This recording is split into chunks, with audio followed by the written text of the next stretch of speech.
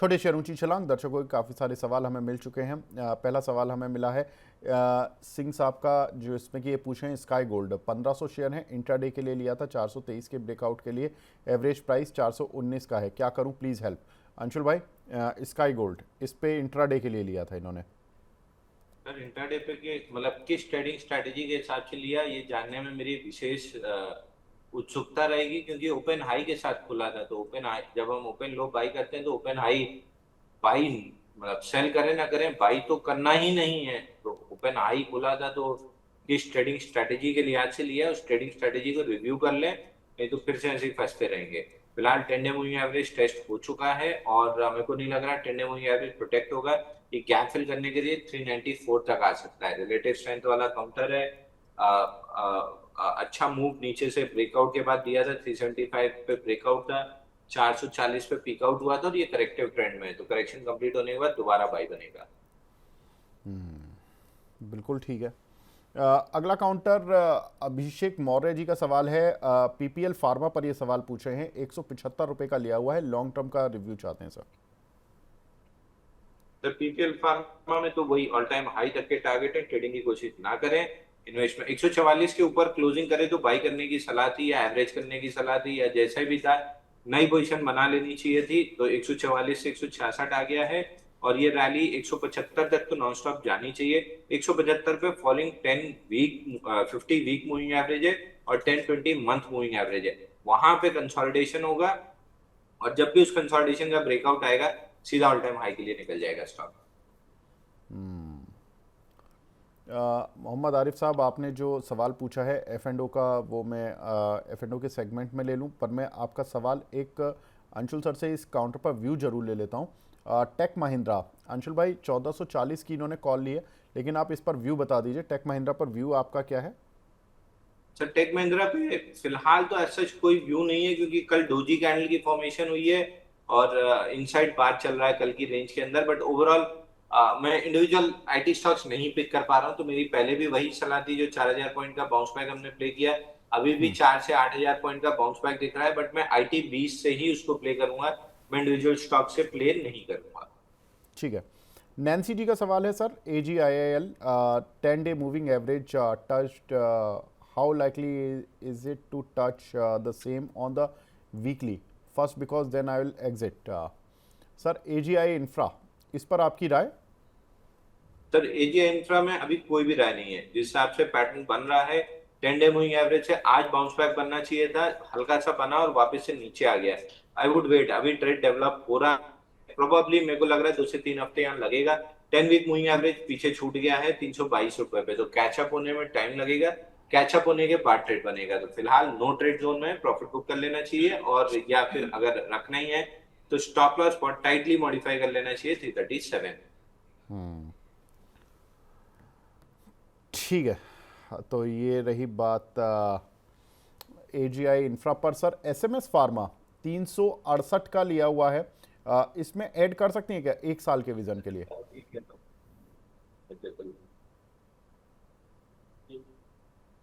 SMS pharma में बेहतरीन breakout है सर, लेकिन प्रॉब्लम ये है, ब्रेकआउट 329 पे था और स्टॉक 450 का हाई बना चुका है। तो अब वीकली मूविंग एवरेज 370 पे छूटा है, तो same is with AGI, weekly moving average catch up के लिए कम से कम 3-4 हफ्ता तो रुकेगा।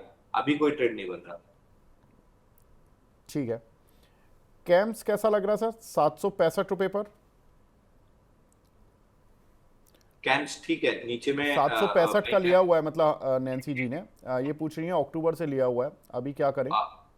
तो देखिए बाइंग क्लाइमेक्स का टारगेट 599 करने के बाद वापस एक हाई लो 624 पे बना है, तो इसकी नेकलाइन बनती है 859 के आसपास। मिडवे मल्टीपल रेजिस्टेंस है, पहला था 746 क्रॉस किया है, अगला है 790, फिर 808, फिर 823, और उसके बाद क्लस्टर ऑफ रेजिस्टेंस 853 की रेंज में है। तो इन इन लेवल्स में जिस भी लेवल पे बड़ा रिजेक्शन दिखता है, वहां पे प्रॉफिट बुक करके, या जो भी आपके पास पोजीशन है, एक बार एग्जिट कंसीडर करना चाहिए। तो लेवल्स मैंने बता दिए, वहां पे जैसे ही बेरिश रिएक्शन दिखेगा हम बेचना चालू करेंगे। ठीक है। पाल मखीजा साहब का सवाल है सर, जेएसडब्ल्यू सीमेंट, इस पर आपकी राय।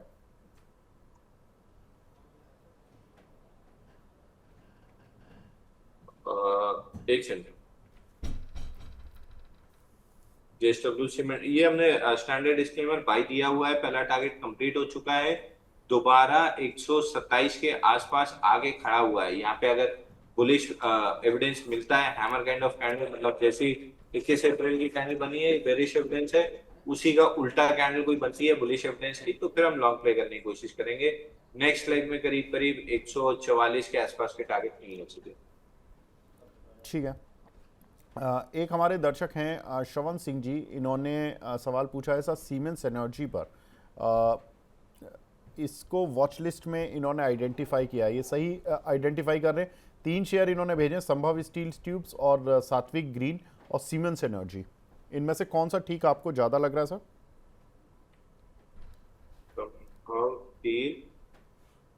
स्टील टू, दूसरा कौन सा सर? सात्विक और एक सीमेंस एनर्जी।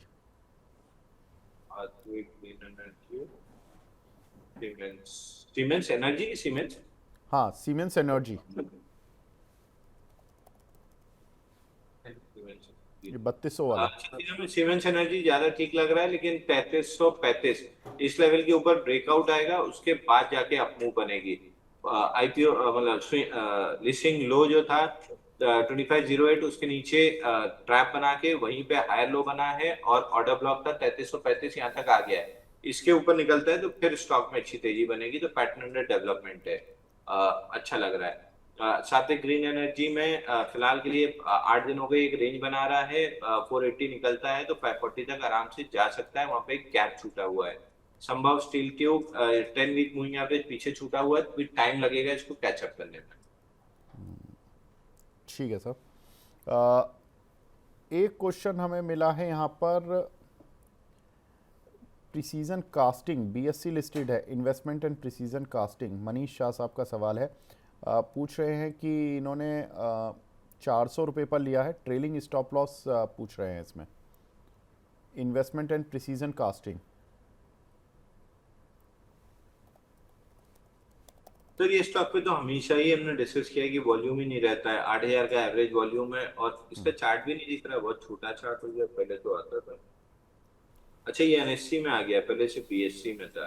तो केवल 8000 का एवरेज वॉल्यूम है, बीएससी में पैसा तो दे रहा है अंशुल भाई इनको, ठीक ठाक दे रहा है भाई। 400 की चीज बीएससी में 633 4800 का वॉल्यूम है, एनएससी में 8000 का वॉल्यूम है, लेने मिलेगा नहीं, बेचने में बिकता नहीं है। अब फिर भी अगर आपको रखना ही है, हर बार मैंने मना किया है, फिर भी आपको रखना ही है तो 600 रुपए का ट्रेलिंग स्टॉप लॉस ले लीजिए।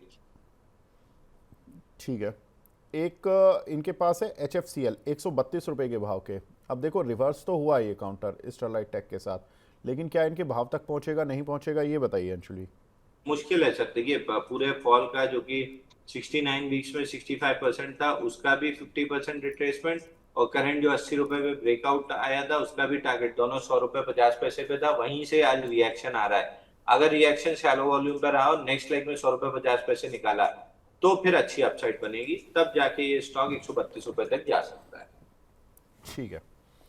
यूनियन बैंक 194.50 का लिया हुआ है शॉर्ट टर्म व्यू। आज रिजल्ट्स हैं, हमने बात भी की थी, लेकिन अंशुल भाई ये बताएं, अगर किसी को शॉर्ट टर्म व्यू आज का ही कोई व्यू पूछना हो तो टारगेट स्टॉप लॉस क्या रखा के रखें आज के लिए? अवॉइड की सलाह रहेगी सर, रिजल्ट सिर पे खड़ा है, कंप्लीटली रिजल्ट तो सर पे खड़ा है, लेकिन कोई स्टॉप लॉस तो होगा अंशुल भाई कि इसके नीचे गया तो और खराब हो जाएगा। ट्रेड ही नहीं बनना सर, ट्रेड बनेगा तो स्टॉप लॉस टारगेट बनेगा, जबरदस्ती बता भी दूंगा आदमी ट्रेड ले ही लेगा, जबकि ट्रेड बन ही नहीं रहा है। ट्रेड लिया हुआ है इन्होंने 100, अच्छा लिया हुआ है, 194.50 की बाइंग है अंशुल भाई इनकी, इसीलिए मैं पूछ रहा हूँ। सर देखिए मतलब लगाना 187 का लगा लीजिए। अच्छा लगा लीजिए 187 का, बाकी बनता अगर 187 टूटा फिर कहाँ जाएगा? आई वुड से सर 12 बजे दूसरे एनालिस्ट आएंगे, वो आपको ज्यादा अच्छी सलाह दे पाएंगे, क्योंकि मैं डिप पे बाइंग की कोशिश करने, मतलब मैं डिप पे बाइंग की कोशिश करूंगा जहां भी बुलिश एविडेंस दिखेगा। मालूम पड़ा जिस लेवल पे तोड़ा उसी लेवल को रिजेक्ट करके वापस ऊपर आ गया तो बुलिश एविडेंस में कन्वर्ट हो जाएगा, तो आपका स्टॉप लॉस में बता के चला जाऊंगा, वो कट जाएगा, मेरे लिए वो बुलिश एविडेंस हो जाएगा, मैं वहां बाइंग कर लूंगा, तो वो बड़ा कॉन्ट्रडिक्टरी पोजीशन हो जाएगी। ट्रेड है ही नहीं तो स्टॉप लॉस टारगेट है ही नहीं, जबरदस्ती ले लिया है तो जबरदस्ती के ट्रेड में यही दिक्कत होती है कि रिस्क मैनेजमेंट ही नहीं होता है। मतलब अगर मैं इनसे क्रॉस क्वेश्चन ही कर लूं कि आपने लिया है तो कुछ क्वांटिटी तो ली ही होगी। क्वांटिटी किस हिसाब से ली है, जब आपको स्टॉप लॉस ही नहीं पता है, क्वांटिटी कैसे निकलती है? एंट्री और स्टॉप लॉस का डिफरेंस निकालते हैं, कैपिटल का 0.25% से डिवाइड करते हैं, तब क्वांटिटी निकलती है, तब हम क्वांटिटी खरीदते हैं। तो कुछ तो आपके पास स्टॉप लॉस होगा, तब तो आपने कुछ क्वांटिटी खरीदी है। तो वही जो स्टॉप लॉस लगा के आपने कैलकुलेट किया है क्वांटिटी, और क्वांटिटी ली है, उस स्टॉप लॉस को रिस्पेक्ट कीजिए। ठीक है। एक सवाल हमें मिला है विनय जी का, इन्होंने सुपर चैट पर सवाल पूछा है सर, 3 लाख रुपए हैं इनके, कहाँ डालें? गोल्ड सिल्वर में या स्टॉक्स में या म्यूचुअल फंड्स में? सर अगर आप स्टॉप लॉस लगा के स्विंग ट्रेड कर सकते हैं तो स्टॉक में, मिड कैप स्मॉल कैप नहीं कर सकते हैं तो म्यूचुअल फंड में। गोल्ड सिल्वर में तो कतई नहीं लगाना है। चार, बहुत बढ़िया। तो गोल्ड सिल्वर का पीक बन गया अंशुल भाई? सर पीक तो कब का बन गया? पीक पे तो अपन ने सेल ही किया था। हाँ, मेरे तो को याद है अभी सिल्वर, अभी कहाँ तक आते हुए दिख रहे हैं गोल्ड सिल्वर आपको? ये कल ब्रेकआउट पे खड़ा था। कल भी शाम को एक फोन पे आर्ग्यूमेंट चल रहा था, जब 4886 निकला था गोल्ड पे, ब्रेकआउट बन गया, ब्रेकआउट बन गया। ये फ्राइडे के सेशन में डेली चार्ट पे, तब भी आई वाज क्लियर कि क्लोज तो होने दो। रिजेक्शन कैंडल बना के क्लोज किया, नीचे आ रहा है। नीचे में 4624 ये एक मेजर सपोर्ट है, ये निकलने के बाद वर्टिकल डाउन मूव स्टार्ट हो जाएगी। तो गोल्ड तो नहीं अच्छा लग रहा। ठीक है। ये भारत कोकिंग कोल अंशुल भाई कैसा लग रहा है? क्योंकि इसके कल नतीजे भी आए थे, नतीजों में फिर एक बार थोड़ा सा यहाँ पर डिसअपॉइंटमेंट आया है। मैं पढ़ तो रहा था इसके नतीजे, लेकिन एक बार मैं बता देता हूँ। इसके नतीजों में 66 करोड़ के मुकाबले 27 करोड़ का प्रॉफिट आया, और ऑपरेटिंग प्रॉफिट भी लॉस में ही आया है इस बार भी। क्या लग रहा है सर, इसके लगातार दूसरा क्वार्टर है जबकि नतीजे खराब आए हैं? सर चार्ट पे मतलब ठीक लग रहा है, मगर बहुत ज्यादा डेटा नहीं है। और जिस हिसाब का प्राइस पैटर्न मेरे को चाहिए होता है आईपीओ बेस के लिए, उस हिसाब का प्राइस पैटर्न 37 के ऊपर बनेगा। तो मैं अभी अवॉइड करके चलूंगा। 37 निकलता है तो फिर ये आईपीओ बेस ब्रेकआउट ट्रेड करने की कोशिश करूंगा। ठीक है। रोलेक्स रिंग, एक हमारे दर्शक हैं कृष्णा जी, उन्होंने लिए हुए हैं सर 155 के भाव के, क्या टारगेट स्टॉप लॉस रखें इसमें? रोलेक्स, ये मैंने कल भी डिस्कस किया था कि ये बाईबैक वाली न्यूज और फलाना ढिकाना। स्टॉक रिजेक्ट कर रहा है अपने मेजर रेजिस्टेंस लेवल 167 पे। तो एक बार निकल जाइए 167, जब दोबारा वीकली बेसिस पे क्लोजिंग होगी इसके ऊपर, तब जरूर बाई कर सकते हैं। तो अभी तो नहीं लग रहा है। 167 जब निकलेगा तब जरूर कुछ ट्राई किया जा सकता है। ठीक है। तो ये रोलेक्स रिंग, और एक काउंटर आप बड़ा क्लोजली देख रहे थे पीछे, एमवी फोटो 260 पर लिया हुआ है, अरे वाह। टारगेट और स्टॉप लॉस क्या रखना है? सर एमवी में अभी भी टारगेट तो वही है, 299। हाँ 299 का टारगेट है। स्टॉप लॉस मॉडिफाई करना चाहिए, आज का लो 265। आप स्टॉप लॉस बहुत टाइट कर लीजिए। एडीआर पे 5.2 की रीडिंग आने लगी है, तो एक्सटेंडेड तो नहीं है, 7 पहुंचते पहुंचते एक्सटेंड होगा। बट आप स्टॉप लॉस टाइट कर लेना चाहिए, या तो 259 कर लें या 265, जिस पे भी इनका कंफर्ट आ रहा हो वो स्टॉप लॉस मॉडिफाई कर लें। ठीक है। क्योंकि आज 5% ऊपर है, अच्छा चला है ये शेयर। एनीवेज, आगे बढ़ते हैं सर कुछ और काउंटर की तरफ। एक अर्बन कंपनी और लेमन ट्री पे सवाल है, शॉर्ट टर्म के लिए पूछ रही हैं प्रिया जौहरी जी। सर एक बार स्टॉक का नाम रिपीट करिए। Urban company and lemon tree, ये 2 सवाल हैं उनके।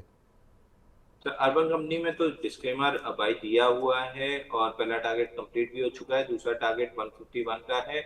और ओवरऑल ये मूव 182 तक जाती हुई दिख रही है। यहाँ से अगर मॉडिफाई करना है तो 136 का स्टॉप लॉस कर लेना चाहिए। लेमन ट्री में कल भी इनसाइड बार था, आज भी इनसाइड बार था, प्रोबेबली 3 से 5 सेशन इनसाइड बार बनना चाहिए। उसके बाद चला तो 133 रुपए तक जाएगा। ठीक है।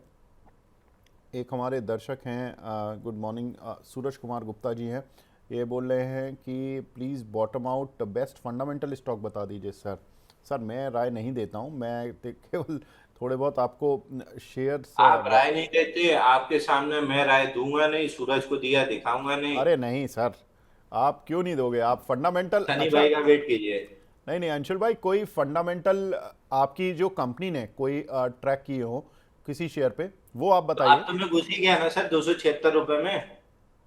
किस में, कौन से शेयर में? अब तो 276 रुपए में मैं घुस ही गया, नाम तो लूंगा ही नहीं। अच्छा। अब वो लॉर्ड वोल्डेमॉर्ट हो गया है जिसका नाम नहीं लिया जाता है हैरी पॉटर का। बिल्कुल ठीक है। अच्छा, JSW इंफ्रा, भैया चार्ट पे ले आइए। Lord Voldemort. JSW इंफ्रा यहाँ पर आज देखिए। उंगली डाली है, धीरे धीरे करके पूरा हाथ अंदर करूंगा। ठीक है, तो मतलब देखिए फंडामेंटली तो इस कंपनी में 2-3 साल की स्टोरी बनी रही है कि कंपनी अपने जो एबिटा है उसको डबल करने की बात कर रही थी, कैपेसिटी एक्सपेंशन को करीब 2 से ढाई गुना तक ले जाने की बात कर रही थी। प्लस इसमें कुछ फंड जो प्रमोटर हैं वो अपना स्टेक घटा लेंगे। वो इसलिए घटा लेंगे क्योंकि उनको ज़रूरी है सेबी की नॉर्म्स पूरी करने के लिए। तो वो खबर भी आई थी जिसके बाद थोड़ी सी काउंटर में गिरावट आई थी। लेकिन जब इतनी बड़ी कंपनी में स्टेक घटता है तो जनरली बड़े इन्वेस्टर, क्वालिटी इन्वेस्टर्स आते हैं, और वो एक पॉजिटिव ही देखा गया। इसमें प्रमोटर्स की होल्डिंग 83.61% है, वो 75% के नीचे लाएंगे। तो हमने बताया भी था कि कितनी इसमें फंड रेजिंग होगी, और उसी लाइन पर बिल्कुल एग्जैक्टली फंड रेजिंग की घोषणा भी आ गई थी। अब इसमें यही इम्पॉर्टेंट है, ये सारी चीज़ें जब कंपनी की फिनिश हो जाएंगी तो एक पैसा भी होगा कंपनी के पास, एक्सपेंशन कंपनी कर ही रही है, और कंपनी के मार्जिन्स वगैरह बहुत बढ़िया है। कंपनी के एबिटा मार्जिन्स 48-50% है, वरना ऐसे समय में आज जहां पर 10-15% का मार्जिन निकालना मुश्किल होता है। ये पोर्ट कंपनियां ऐसी हैं जो कि अदानी पोर्ट भी और ये भी, जहां पर कि मार्जिन्स बहुत बढ़िया है, 50-50% के ऑपरेटिंग प्रॉफिट मार्जिन्स है। तो और क्या चाहिए आपको। ये फंडामेंटल ट्रिगर्स हैं। बाकी अंशुल जी इस काउंटर पर इन्वेस्टेड हैं, तो अंशुल जी का डिस्क्लेमर आ चुका है। एक सवाल हमें मिला है Aptus value housing finance, Pushkar Chavan ji का सवाल है। इसमें 264 रुपये के लिए हुए हैं अंशुल भाई इन्होंने, इसमें क्या करें, ये और बाय कर सकते हैं?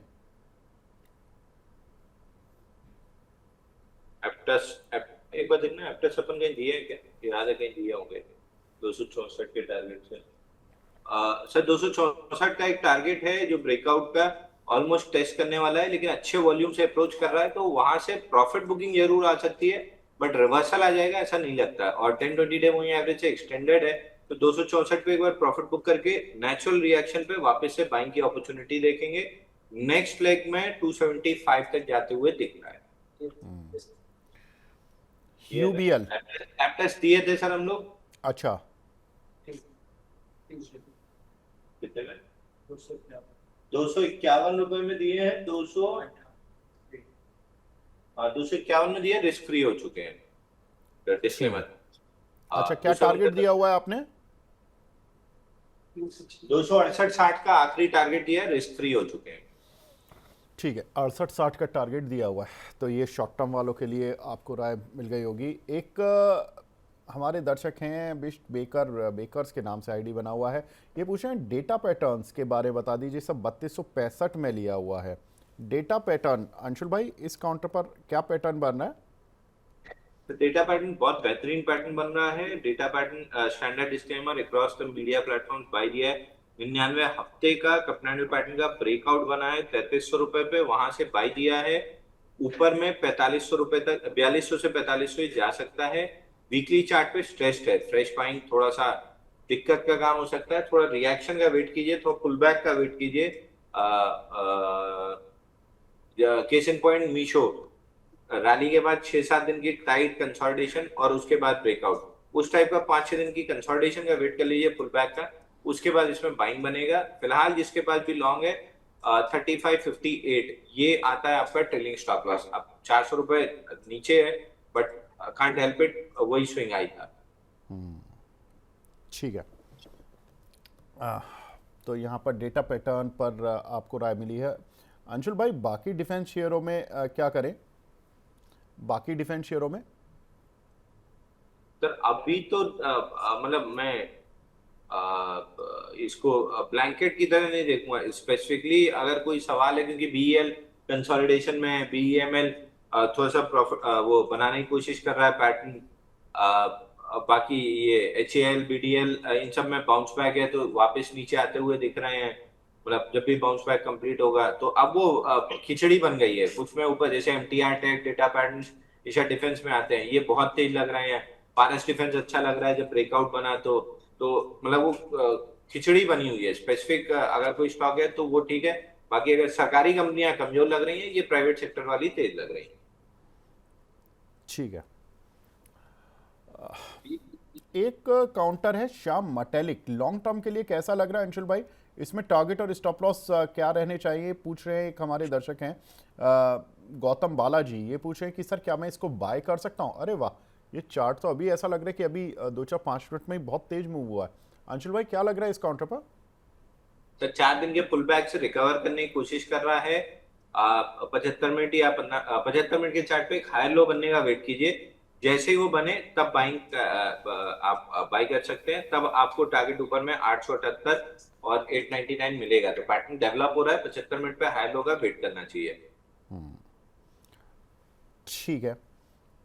एक हमारे दर्शक हैं सुरेंद्र कुमार जी, ये पूछ रहे हैं सर 11 रुपये 21 पैसे की स्टील एक्सचेंज लिए हुए थे जून टिल जून, क्या टारगेट रहेगा? अरे ये इतना छोटा टारगेट, मतलब इतनी छोटी अवधि में आप टारगेट पूछोगे तो कैसे होगा? पर फिर भी अंशुल भाई इस चीज़ के मास्टर भी हैं। अंशुल भाई बताएं। सर स्टील एक्सचेंज शायद हमने रिकमेंड भी किया था। स्टील एक्सचेंज स्टील एक्सचेंज हमने रिकमेंड भी किया था सर, अभी 5-7-8 दिन पहले भी शायद किसी का सवाल ही आया था, तभी हमने डिस्कस किया था। नॉट एग्जैक्टली रिकमेंड, बट हाँ डिस्कस किया था कि ये फ्लैग पैटर्न का ब्रेकआउट 9 रुपए में दे रहा है। ऊपर में पहला टारगेट आपका स्विंग हाई बनता है 10 रुपए 62 पैसे, 10 रुपए 93 पैसे, और ओवरऑल 11 रुपए 55 पैसे। तो तीनों टारगेट पे थोड़ी थोड़ी करके पोजीशन पील आउट करते जाना चाहिए। ठीक है। इस बीच एक खबर आई है कि पेट्रोल डीजल के प्राइस अंडर कंसीडरेशन नहीं है, कि पेट्रोल डीजल के प्राइस को बढ़ाया जाए। ये गवर्नमेंट की तरफ से आया है और बोल रहे हैं कि जो मीडिया में रिपोर्ट्स इस समय चल रही हैं वो मिसलीडिंग है। मिसलीडिंग इसलिए हो गई हैं क्योंकि कल एक कोटेक की रिपोर्ट आई थी जिसमें उन्होंने बोला कि 25 से 30 रुपए तक पेट्रोल के और डीजल के दाम बढ़ाए जाएंगे। तो अब अगर गवर्नमेंट बोल रही है कि ऐसा कुछ कंसीडरेशन में ही नहीं है, अंशुल भाई ये खबर अगर आप देखोगे, ये ministry of petroleum and natural gas ने लिखा है, fake news, there are some news report suggesting a price hike of petrol and diesel, it's hereby clarified there is no such proposal under consideration by the government, such news item are designed to create fear and panic among the citizen and are mischievous and इसके आगे नहीं खुल रहा है। ठीक है, इतना ही बहुत है, इतने क्लैरिफिकेशन से ही पता लग रहा है कि वो कहना क्या चाहते हैं। तो अंशुल भाई ये जो आईओसी, बीपीसीएल, एचपीसीएल ये जो थोड़ा सा स्ट्रेंथ दिखाने की कोशिश कर रहे थे इस उम्मीद में कि इनकी अंडर रिकवरी कवर हो जाएंगी जैसे ही गवर्नमेंट इनको प्राइस बढ़ाने की अनुमति दे देगी, इन काउंटर पर आपकी राय, ये शॉर्ट टर्म में थोड़ा ब्लिप ले सकते हैं?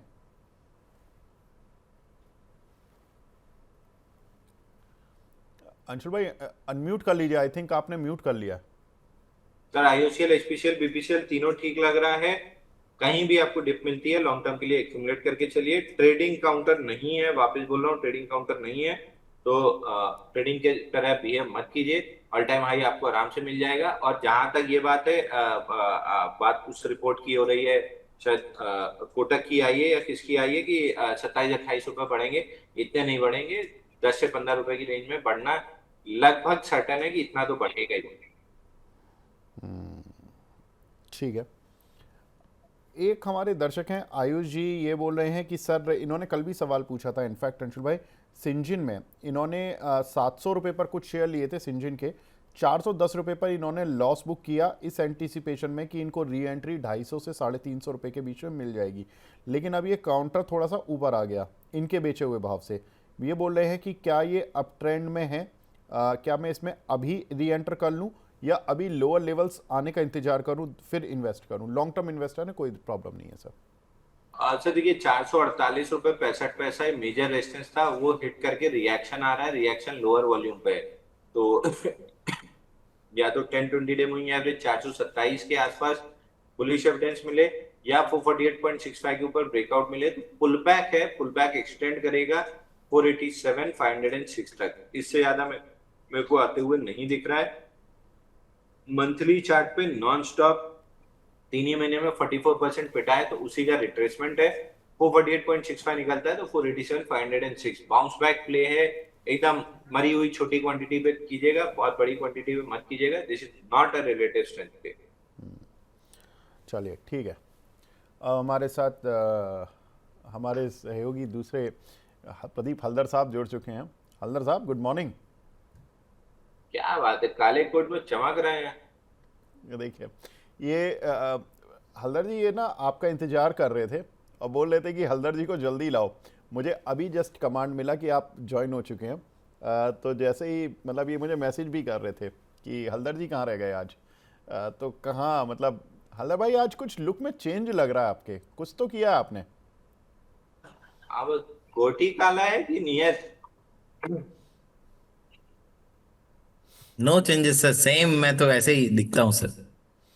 अच्छा, मुझे लगा मतलब कई बार होता है कि हम स्पेक्स चेंज कर लेते हैं, हम थोड़ा सा मूछ दाढ़ी इनमें कुछ बदलाव अरे कर लेते सीधे हैं। सीधे पुल्लो ने जो पूछना है कि रोज मूड खराब रहता है, लड़के आते हो मुंह सड़ा हुआ रहता है, आज बड़ा खुश खुश मुंह दिख रहा है, तो लग रहा है कि डेट पे या तो ये कहीं बाहर गए हैं या मैडम कहीं कलकत्ता आई हैं, तो शाम को डिनर डिनर डेट पे जाना है। अरे सीधा सवाल पूछो ना। अब पूछ लिया, बता दीजिए। ऐसा कोई मैटर नहीं है, सब कुछ बढ़िया चल रहा है, ठीक है। चलिए ठीक है। अच्छा हल्दर भाई अब मार्केट पर लौटते हैं। मार्केट में आज देखो अब 24,200 का लेवल भी टूट चुका है। क्या सपोर्ट देख रहे हो आप मार्केट में अभी? देखिए 24,193 के लेवल पे चल रहा है। मुझे लगता है कि एक बार फिर से जो नेक्स्ट सपोर्ट ऑलमोस्ट 23,650, 23,700 तक मुझे लगता है कि आने का पॉसिबिलिटीज है। एंड बिफोर दैट एक बार मैं वेट करना चाहूंगा। एक बार सेलिंग प्रेशर मुझे लगता है कि 23,500 तक भी पॉसिबिलिटीज है। ठीक है सर, बिल्कुल ठीक है। हल्दर भाई मैं ना अभी सवाल जवाब का सिलसिला चलाए हुए थे हम, अंशुल जी और दर्शकों के सवाल ले रहे थे। इसमें एक सवाल आया है अमारा राजा पर। अमारा राजा एनर्जी जो शेयर है, इस पर आपकी राय सर? देखिए कल भी इसमें मूव था और अभी 920, 921 के लेवल पे चल रहा है। मुझे लगता है कि बने रहना चाहिए ऑलमोस्ट 1009 एंड 1015 तक ये मूव कंटिन्यू होते हुए आपको दिखाई देंगे। 875 के लेवल पे एक स्टॉप लॉस एंड होल्ड कीजिए, बने रहिए स्टॉक के साथ। ठीक है। तो अच्छा अंशुल भाई एक शेयर देखना जरा। एक हमारे दर्शक हैं, ये पूछ रहे हैं साई लाइफ साइंस, 930 रुपये का इन्होंने लिया हुआ है। क्या टारगेट स्टॉप लॉस रखना है इसमें? सर साई लाइफ में आज सुबह मोमेंटम बहुत बेहतरीन आया था ऑन दी अपसाइड, जो अभी भी कंटिन्यू हो रहा है, और कल ब्रेकआउट कैंडल बनी थी 10 20 50 मूविंग एवरेज से। तो मोस्ट लाइकली मोमेंटम 1070 1080 तक कैरी फॉरवर्ड होना चाहिए। वहां पे थोड़ा सा जाके अटक सकता है, बट अगर नहीं अटका तो फिर और मोमेंटम कैरी फॉरवर्ड होगा, वो वहां पे हम डिस्कस करेंगे। वीकली पे अच्छी टाइट रेंज से ब्रेकआउट बना है। ठीक है। एक काउंटर है प्रदीप जी, महिंद्रा लॉजिस्टिक्स, ये 400 रुपये का लिया हुआ है हमारे एक दर्शक ने। इस पर क्या राय रहेगी सर आपकी? महिंद्रा लॉजिस्टिक्स अभी 441 के लेवल पे है। रिसेंटली ब्रेकआउट भी इसमें आके रखा है। 464 का टारगेट और उसके बाद आपको 491 तक भी आते हुए दिखाई देंगे। होल्ड कीजिए। एक स्टॉप लॉस अगर किसी का शॉर्ट टर्म भी हुआ है तो, क्योंकि आपने 400 पे ऑलरेडी बाय करके रखा है, तो नुकसान नहीं होना चाहिए। ट्रेलिंग स्टॉप लॉस 423 पे मेंटेन कीजिए एंड बने रहिए। नेक्स्ट मुझे लगता है कि 460, 490 ऑन द वे। ठीक है। एक हमारे दर्शक हैं, ये पूछ रहे हैं KIOCL पर 396 रुपये के लिए हुए हैं। इस पर अंशुल जी आपकी राय? तो KIOCL हमारी वॉच लिस्ट में जरूर बना हुआ है, और KIOCL में अगर पैटर्न देखें तो ऑलमोस्ट ये मेजर रेजिस्टेंस 419.20 के आसपास है, बट नीचे से वॉल्यूम लेके आया है, तो मैं वेट करूंगा। अगर ये 420 के ऊपर क्लोजिंग देता है तो फिर थोड़ी सी और बाइंग कंसिडर की जा सकती है। अगर यहाँ पे फेल हुआ तो वहां पे 290 तक गिर जाएगा, तो मेक और ब्रेक लेवल पे है। अब प्रॉब्लम यही होती है, मेजर रेजिस्टेंस अगर वॉल्यूम के साथ अप्रोच होता है तो कंफ्यूजन स्टार्ट होती है कि ब्रेकआउट देगा कि फेल होगा। तो मैं अभी बेनिफिट ऑफ डाउट देना चाहूंगा, है तो थोड़ा सा ट्रेलिंग स्टॉप लॉस मॉडिफाई कर लीजिए 393 का और होल्ड कीजिए। अगर ये पास होता है ये ब्रेकआउट लेवल तो 470 475 मिलेगा, फेल हुआ तो वापस 290 तक की डाउन मिलेगी। ठीक है। एक हमारे दर्शक हैं बेंगलुरु से, ये पूछ रहे हैं सर ITI 302 रुपये के लिए हुए हैं। प्रदीप जी, इस पर आपकी राय सर? देखिए 302 पे आपने लिया है और 300 के लेवल पे अभी चल ही रहा है प्राइस, और एक स्टॉप लॉस आपको 277 के रेंज पे ही मेंटेन करना है। बने रहिए, लेकिन मल्टीपल रेसिस्टेंस है, तो स्टॉक को मैं भी फ्रेश ऊपर आएंगे ऐसा मैं नहीं देख पा रहा हूँ। और इससे पहले भी स्टॉक भागता है, लेकिन कहीं ना कहीं रेसिस्टेंस फेस करता है। जैसे स्टॉक 315 318 के आसपास लास्ट टाइम भी था कुछ टाइम पहले। सो मुझे लगता है कि एक बार आप एग्जिट होने के बारे में सोचिए। अगर एग्जिट हो गया, किसी और न्यू अपॉर्चुनिटीज है बहुत सारे स्टॉक्स में, ऐसे कुछ स्टॉक ढूंढ के आप इन्वेस्ट कीजिए पर्टिकुलर स्टॉक पे। एक बार मुझे लगता है कि फिर से ये जो मैंने स्टॉप लॉस बताया अभी, ये भी आपको हिट होते हुए दिखाई देंगे, और 255 260 तक भी आने का पॉसिबिलिटीज लग रहा है। सो एक बार एग्जिट होके किसी और स्टॉक्स में आप बने रहिए। पर्टिकुलर स्टॉक्स में अभी अवॉइड करने का ही सलाह रहेगा। बिल्कुल। देखिए, इस कंपनी को ना ऑर्डर मिले थे पीछे, तो उम्मीद ये आई थी स्ट्रीट को कि ये बहुत बड़ा टर्न अराउंड कर लेगी, क्योंकि बहुत बड़े ऑर्डर मिले थे लास्ट ईयर। ऑर्डर मिलने से रेवेन्यू तो थोड़ा सा ठीक हुआ, लेकिन एज सच कंपनी की प्रॉफिटेबिलिटी में कोई ख़ास अंतर नहीं आया। कंपनी के लॉसेस अभी भी बने ही हुए हैं, तो ये थोड़ा सा एक प्रॉब्लम है। ऑपरेटिंग प्रॉफिट जरूर पिछले क्वार्टर में 25 करोड़ का आया था, लेकिन नेट लेवल तक आते आते 26 करोड़ का लॉस ही हो गया। और यही इन कंपनियों की थोड़ी सी प्रॉब्लम रही है, क्योंकि इस कंपनी पर जो कर्ज है उसके लिहाज से करीब 48 करोड़ रुपए क्वार्टर का तो इंटरेस्ट ही दे रही है, 48 से 50 करोड़ रुपए का। तो इनको प्रॉफिट में आने के लिए कम से कम 60-70 करोड़ रुपए का प्रॉफिट चाहिए ऑपरेशनल फ्रंट पर। 11 करोड़ का डेप्रीसिएशन है, करीब 11 से 15 करोड़ का, 8 करोड़ का चलो अदर इनकम है, वो तो उसमें ऐड हो जाएगी। तो अभी इस कंपनी में प्रॉफिटेबिलिटी नहीं आई है, जिसकी वजह से यहाँ पर फंडामेंटली भी अभी ये सपोर्ट नहीं मिल रहा है।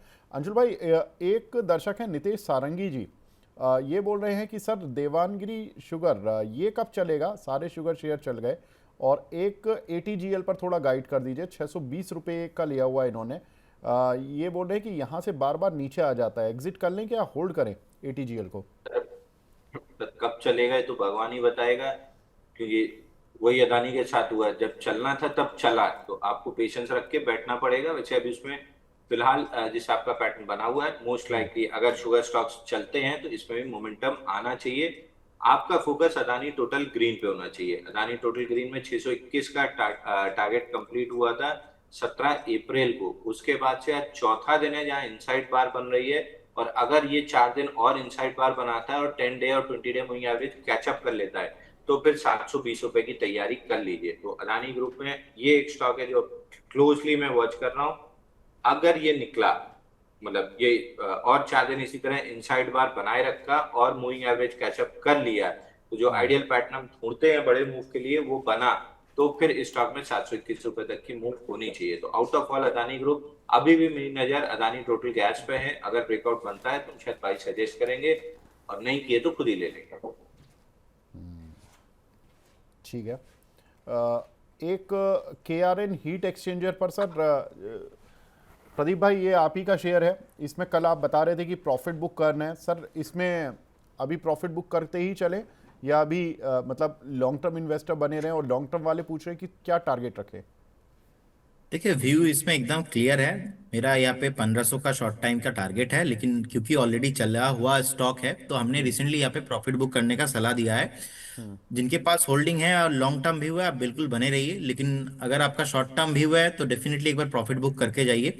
और फ्रेश बाई करने का सलाह अभी नहीं रहेगा। अगर करेंट उनसे कभी भी एटलीस्ट 15-20% का एक डाउन साइड डाउन मूव होता है, कभी भी करेक्शन होता है, तब जाके हम फिर से बाय करेंगे। लेकिन अभी फ्रेश बाय करने जैसा वैल्यूएशंस मुझे शॉर्ट टाइम के हिसाब से नहीं लग रहा है। प्रॉफिट बुक करने का ही सलाह रहेगा। और शॉर्ट टाइम के हिसाब से, क्योंकि ऑलरेडी इसमें बहुत स्टॉक चल गया है। अगर किसी का व्यू लॉन्ग टर्म है तो डेफिनेटली बने रहिए। इसमें दो व्यू क्लियर है, लॉन्ग टर्म वाले होल्ड, शॉर्ट टर्म वाले जिन्होंने लिया था स्विंग ट्रेड के लिए क्लियर कट एग्जिट कीजिए, प्रॉफिट बुक करके निकल जाइए।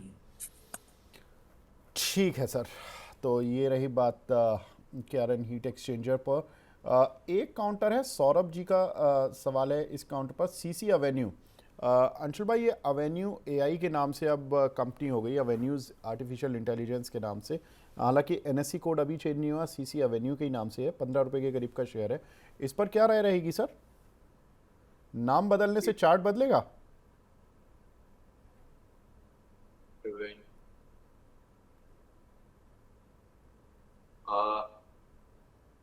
तो नहीं, चार्ट में 10-20 वीक मूविंग एवरेज तक पुल बैक आया और उसके बाद से वापस से ब्रेकडाउन टाइप की कोशिश हो रही। 14 14 75 14 70 इसके नीचे अगर क्लोजिंग आई तो वापस से डाउन मूव ट्रिगर होगी। मैं अवॉइड मोड में ज्यादा रखूंगा क्योंकि पुल बैक ठीक था, फॉल ज्यादा थी, पुल बैक ठीक था। 10 वीक मूविंग एवरेज है 1475 बैटल जोन है। किसी एक को विनर इमर्ज होने दीजिए, फिर उस साइड में ट्रेड कर लेंगे। 50 से 80 करोड़ रुपए पर क्वार्टर ये कमा रहे हैं, प्रॉफिट कमा रहे हैं। बावजूद उसके इनकी ईपीएस, चूँकि इक्विटी शायद बड़ी है इसलिए इनकी ईपीएस जो है वो 1 रुपये भी चारों क्वार्टर की मिलाकर नहीं आ रही है। ये एक थोड़ी सी प्रॉब्लम है। अदरवाइज़ कंपनी लगातार, कंपनी के मैं रेवेन्यूज़ वगैरह देख रहा हूँ, लगातार क्यू ऑन क्यू बेसिस पर बढ़ते हुए जा रहे हैं। बहुत ज़बरदस्त इस कंपनी का अगर आप ट्रैक रिकॉर्ड उठा के देखोगे, दिसंबर 2022 में इनका रेवेन्यू था 415, फिर 653, 742, 787, 907, 716, 745, 1017, 1070, 1161, 1280, 1965, 2381, लगातार ये क्वार्टर ऑन क्वार्टर इसके रेवेन्यू बढ़ रहे हैं। प्रॉफिटेबिलिटी की बात करूं तो 35 करोड़ से बढ़ते बढ़ते इनकी प्रॉफिटेबिलिटी करीब 80 करोड़ तक आ गई है। बावजूद उसके ये शेयर 15 रुपये का है। अंशुल भाई, क्या प्रॉब्लम क्या है इस काउंटर पर? ओवरहेड सप्लाई बहुत ज्यादा है सर, ओवरहेड सप्लाई बहुत ज्यादा है। 1475 के पास बैटल जोन है, पहले उसको क्लियर हो जाने देते हैं। अगर क्लियर हो जाता है तो फिर जरूर बाई करने की कोशिश करेंगे। एक ट्रिगर जो समझ आ रहा है वो है प्रमोटर की लो होल्डिंग। 27.3% स्टेक ही है प्रमोटर के पास। एफआईज और के पास भी ज़्यादा नहीं है, 5.74% है। मार्च में उन्होंने ख़रीदा है, इनफैक्ट जनवरी मार्च क्वार्टर में। लेकिन पब्लिक के पास माल ज़्यादा, शायद ये एक वजह हो सकती है कि अभी तक ये शेयर उतना चल नहीं पा रहा, क्योंकि इंस्टीट्यूशन या बड़े मतलब प्लेयर्स का भी इसको हाथ नहीं मिला है। चलिए आगे बढ़ते हैं अगले काउंटर की तरफ। एक काउंटर यहाँ है टाटा पावर और अदानी पावर। प्रियंका पटेल जी पूछ रही हैं, इनमें क्या टारगेट रखने चाहिए लॉन्ग टर्म के लिए? प्रदीप भाई। देखिए, टाटा पावर अभी 430 के लेवल पे चल रहा है, तो हमने रिसेंटली इसमें कॉल जनरेट किया था। 430 का टारगेट था और उसके बाद थोड़ा लंबा टारगेट है 480, तो 430 का टारगेट अचीव है। सेकंड टारगेट 480 के लिए अभी भी ओपन है, सो बिल्कुल होल्ड करने का सलाह रहेगा। और अदानी पावर भी हमारे कवरेज में है 235 टू 40 तक। मुझे लगता है कि ये स्टॉक आपको फिर से ऊपर आते हुए दिखाई देंगे। थोड़ा 2-4 दिन चला हुआ स्टॉक है, थोड़ा थकान हो सकता है, प्रॉफिट बुकिंग आ सकता है, लेकिन हर एक डिप में बाय करने का ये सलाह रहेगा। और बिल्कुल आप वेट करके जाइए, होल्ड कीजिए। करेंट जोन से भी मैं अपसाइड देख पा रहा हूँ दोनों स्टॉक में। ठीक है। गुप्ता जी, सूरज कुमार गुप्ता जी बार बार ये सवाल पूछ रहे हैं कि सर फंडामेंटल का कोई स्टॉक बता दीजिए। मनी 9 को ऑलवेज फॉलो करते हैं। सर आपको बताया तो था एक काउंटर जिस पर चर्चा की थी हमने, और बीच बीच में हम जो चर्चा करते रहते थे कि मैं I am not authorise to tell any stock on this platform, on any platform in fact, but the point is कि मैं फंडामेंटल ट्रिगर बता देता हूँ, फिर उस पर टेक्निकल टेक लेता हूँ। आपको शायद उससे पूरे क्यूज़ मिल जाते होंगे कि कहाँ पर फंडामेंटल ठीक हैं और कहाँ पर फंडामेंटल ख़राब हैं। तो आप इस तरह से सर सोच सकते हैं। एक काउंटर है पाइन लैब्स, शेयर बाय कर सकते हैं क्या अंशुल भाई? सर आईपीओ बेस्ड ब्रेकआउट्स की कड़ी में एक फाइन लैब पे भी आईपीओ बेस्ड ब्रेकआउट ऑलमोस्ट बना था 178 पे। 209.56 का रेजिस्टेंस था, कल वहीं से रिजेक्ट हुआ है। जब तक 209.56 के ऊपर नहीं क्लोज करता है तब तक मैं अवॉइड करके चलूंगा। बाकी पैटर्न ठीक डेवलप हो रहा है, 209.56 निकलने के बाद बढ़िया वो बनेगा, मूव बनेगा। एक काउंटर है संगम इंडिया, आज बड़े दिनों बाद आया। इस काउंटर को तो मैं फंडामेंटली भी देखता था, ये टेक्सटाइल में काफ़ी अच्छा काम करती है। करीब 35-36% के इनके एक्सपोर्ट्स हैं। कैसा स्टॉक है? तेजस जी पूछ रहे हैं। प्रदीप भाई, इस काउंटर पर आपकी राय? राजस्थान बेस्ड कंपनी है, कंपनी ने टेक्सटाइल में भी था पहले, फिर उसके बाद ये टोल वाले बिजनेस में भी आई थी। आई थिंक उसको शायद इन्होंने डिमर्ज कर दिया या बिजनेस को बेच दिया, क्या हुआ वो मुझे एग्जैक्टली याद नहीं आ रहा है। लेकिन संगम इंडिया सर, टेक्सटाइल से जुड़ी एक खबर ये भी है कि इंडिया और अमेरिका की ट्रेड डील को लेकर कि कभी भी शायद अनाउंस हो जाए, क्योंकि फाइनल राउंड ऑफ टॉक्स अभी चल रही है अमेरिका में। कल तक बात चली है, अब उसके क्या टेक हैं एग्जैक्टली। जो कल तक का कंक्लूजन निकला है वो कंक्लूजन शायद गवर्नमेंट की तरफ से आए। क्या लग रहा है प्रदीप भाई, संगम इंडिया और बाकी टेक्सटाइल शेयर? देखिए, संगम इंडिया बेसिकली हमने पहले भी देखा है कि स्टॉक इजीली मूव देता नहीं है, कि अप डाउन्स दोनों तरफ ही आपको मौका मिलता है। करेंट जोन से अगर किसी के पास है तो एक 15% का डाउन साइड मैं देख रहा हूँ, एंड उससे पहले कोई भी रेजिस्टेंस नहीं है। ऑलमोस्ट 467 470 के अराउंड एक सपोर्ट है। अगर किसी के पास अभी है तो मेक श्योर कि एक 15% के आसपास का आपको स्टॉप लॉस मेंटेन करना है। टारगेट इस केस में आपको 619, मुझे लगता है कि यहाँ पे एक रेसिस्टेंस है, और वो 61920 सक्सेसफुली वीकली क्लोजिंग आने के बाद फिर से आपको ऑलमोस्ट 750 तक मिल सकता है। तो इसीलिए अभी करेंट जोन्स पे मैं बाय करने में कंफर्टेबल हूं नहीं, और पर्टिकुलर ये स्टॉक ऐसा है कि आपको दोनों तरफ ही मौका मिल रहा है। मैं अभी ऐसा कोई स्टॉक ढूंढ रहा हूँ जहां पे थोड़ा शांत मूव, धीमे धीमे मूव आता है, ज्यादा अप डाउन्स थोड़ा कम हो, लेकिन यहाँ पे आपको मौका फिर से आपको 500 के आसपास आपको मिल जाएंगे स्टॉक। तो ये जो रिसेंटली मूव आया है कितना सस्टेन करेगा, that is a big question. लेकिन वॉल्यूम लास्ट वीक बहुत बढ़िया है, एक हफ्ते में ही बहुत चला हुआ स्टॉक है, तो इसीलिए ऑलमोस्ट स्टॉप लॉस थोड़ा लंबा हो रहा है। वर्धमान टेक्सटाइल का स्टॉक मुझे अच्छा लगता है, एंड कहीं ना कहीं ये काउंटर मुझे लगता है कि अगर किसी का थोड़ा लॉन्ग टर्म व्यू है तो आपको कमिंग डेज में और भी ज्यादा मूव आपको यहाँ से आते हुए दिखाई देंगे। करेंट उनसे मिनिमम शॉर्ट टाइम में 1 1.5 महीने का भी व्यू लेके चलेंगे तो 12 से 15% के आसपास का मूव वर्धमान टेक्सटाइल में आपको आते हुए दिखाई देंगे जी। ठीक है। एक सवाल मिला है अंशुल भाई फिनोलेक्स केबल पर, पुलकित जी का है। ये पूछ रहे हैं सर ब्रेकआउट है क्या इस काउंटर पर? तो फिनोलेक्स केबल पे आज ही टाइट क्लोजिंग का ब्रेकआउट कल बना था, लेकिन तुरंत ही मेजर रोड ब्लॉक हिट कर गया है। जो स्विंग हाई था 10 मार्च का 993.8, और ऑलमोस्ट वहीं पे रेजिस्टेंस है जुलाई 2025 का भी। तो ये 980,000 ये इसके लिए रेजिस्टेंस जोन है। इसके ऊपर निकलता है तो फिर स्टॉक अच्छे खासे अप्रूव में आ जाएगा। तो थोड़ा सा वेट एंड वॉच, ठीक ठाक डेवलप हो रहा है। 1,000 रुपए के ऊपर कंफर्टेबल हो जाऊंगा। ठीक है। प्रदीप भाई, एक हमारी दर्शक हैं प्रगति सिंह जी, ये पूछ रही हैं सर डेंटा मीशो का क्या करूं? लास्ट आपसे डिस्कस हुआ था लास्ट वीक का, डेंटा 352 के लिए हुए हैं और मीशो 225 के लिए हुए हैं। ओके, डेंटा पे ऑलमोस्ट बढ़िया मूव आया था फिर से, क्योंकि मार्केट कमजोर है। 299 के आसपास का प्राइस है। ये पूरा डिपेंड कर रहा है मार्केट का ओवरऑल मूव के हिसाब से।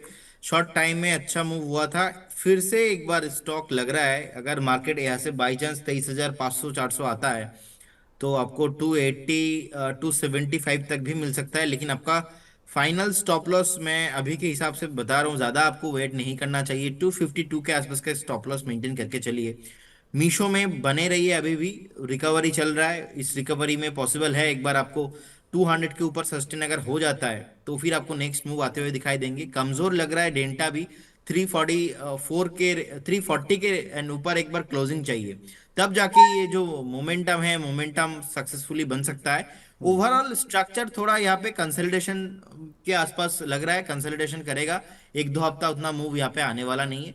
पॉसिबिलिटीज है करेंट जोन से एक बार दोनों स्टॉक में ही प्रॉफिट बुकिंग देखने को मिले शॉर्ट टाइम के हिसाब से।